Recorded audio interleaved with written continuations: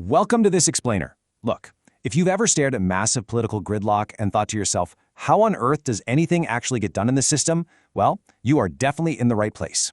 Today, we're going to impartially decode a really fascinating grassroots movement called the Illinois CARE Initiative. And what's so interesting about it is that they are completely flipping the traditional script on how we approach healthcare reform. Here's our roadmap for how we're going to break this all down. We'll start with number 1, process before policy. Then 2, shifting to state-level action. 3, the postcard strategy. 4, building the commission. And finally, number 5, a permanent public process. Okay, let's dive right into our first section, process before policy. So, right out of the gate, we're hit with this brilliant little paradox. How do you actually reform healthcare without, a healthcare plan? Usually when an advocacy group shows up, they're waving around this massive, pre-written 1,000-page piece of legislation. But the Illinois CARE Initiative, they intentionally avoid proposing specific legislation at the start. Instead, they are asking the public and politicians to support a completely transparent, citizen-driven process first. Basically, they want everyone to agree on how to solve the problem before we ever start arguing over what the specific solution should actually be. The source material uses this really grounded analogy to explain it, and I love this. The home inspection. Think about it. You wouldn't just hire a contractor and start drawing up expensive blueprints to renovate a house before you actually checked the foundation, right? You'd get a home inspection first. The initiative argues that we need an initial situation report to assess things like rural hospital closures, insurance barriers, workforce shortages, the whole shebang. You absolutely must understand the current structure's flaws before you can even begin to debate how to renovate the house. And to pull this off, they use a really smart two-pronged setup. On one side, you've got Healthcare for Illinois. This acts as the engagement platform. It doesn't push any specific policy. It's purely focused on public education, community storytelling, and just building general awareness. Then, on the flip side, you have Illinois CARE, which is the actual framework that will guide the structured reform process, assuming state leadership actually commits to it. Which brings us right to Section 2, shifting to state-level action.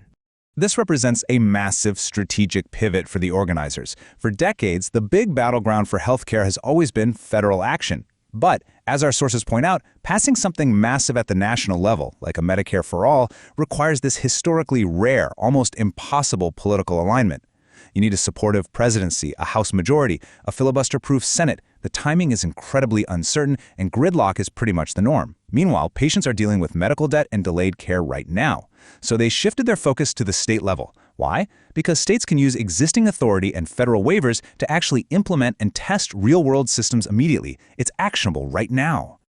The crucial takeaway here comes from the operational playbook of Tommy Douglas. If you're not familiar, Douglas is the historical figure who basically built Canada's public healthcare system. When his national efforts got entirely blocked, he didn't just throw his hands up and quit. Instead, as Premier of Saskatchewan, he shifted his focus to the provincial level. He proved the model could work there first, which, eventually sparked nationwide adoption.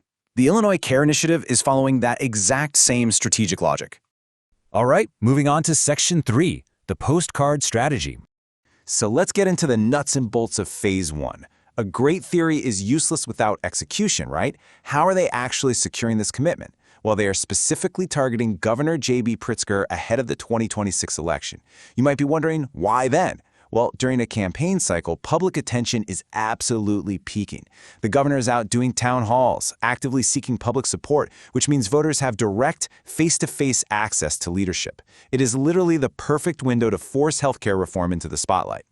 Plus, focusing entirely on the governor simplifies everything down to one single decision point. If you try to lobby the entire legislature at once, your message gets totally scattered. But a governor has unique executive powers. They can unilaterally start official commissions, they can direct state agencies, and they can launch a structured public study without having to wait for a divided legislature to pass new laws. Now, in an era where everything is a digital click or a retweet, their chosen tactic is incredibly old school: physical postcards. They use this uniform, striking image on the front, showing a diverse group of Illinois residents and healthcare workers, but they intentionally leave the back completely open so people can write their own personalized message, name, and address. The psychology behind this is so smart. Unlike a digital petition that a politician's aide can just compress into a single line on a spreadsheet, physical postcards, they demand presence. They take up physical space. Staffers literally have to handle, sort, and read them individually. And because each person writes their own card, it preserves their raw individual healthcare experience, rather than just lumping an entire family into one boring household summary. The identical front creates this unified, powerful visual of a massive movement, while the back preserves the unique voice of the actual citizen. That takes us to Section 4, Building the Commission. Okay, so what happens if they actually get that commitment from the governor? We enter Phase 2, which launches the Illinois Healthcare Improvement Process, or IHIP for short. Now, this isn't just a dozen politicians sitting in a smoky back room in Springfield. It starts with a central coordinating commission made up of actual patients, nurses, hospital reps, and public health experts. And crucially, this central body is fed by specialized regional and county-level committees. This bottom-up approach ensures that local lived experiences, especially from folks in rural areas, aren't just ignored by the higher-ups. Of course, the immediate red flag with any government commission is that it'll just be captured by powerful special interests, like giant insurance companies or massive hospital networks. To stop that, they've designed some very strict guardrails. They mandate diverse representation, so no single group can hijack the agenda, and they require live streaming of all meetings so there is total public transparency. Nothing is hidden. But the absolute coolest feature? The mandatory inclusion of minority reports.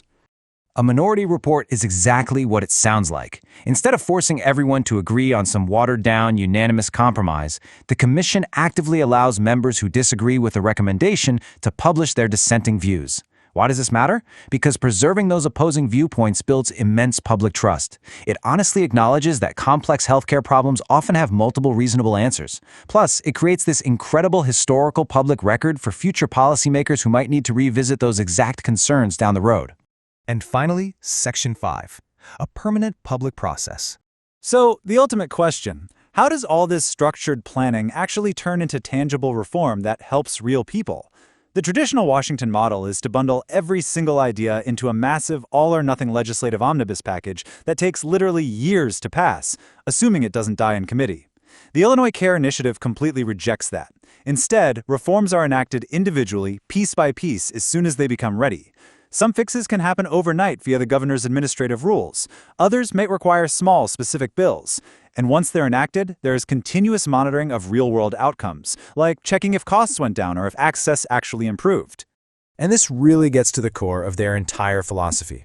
Their end goal isn't just one giant bill that gets signed at a flashy press conference and then totally forgotten about. No, healthcare reform is treated as an adaptive system. Things change, costs fluctuate, medical technologies evolve, public needs shift over time. Because of that, they are arguing for a permanent, transparent public process to continuously evaluate and improve Illinois healthcare year after year. Which leaves us with a really fascinating thought to chew on, and I'd love for you to think about this as you look at other stalled issues in our society. Could this strategy of demanding a transparent how before we ever start fighting over the what be the ultimate key to unlocking political gridlock across the board? It is a remarkably innovative approach to grassroots civic action. And the craziest part, it is happening right now. Thanks for joining me on this explainer, and I'll catch you next time.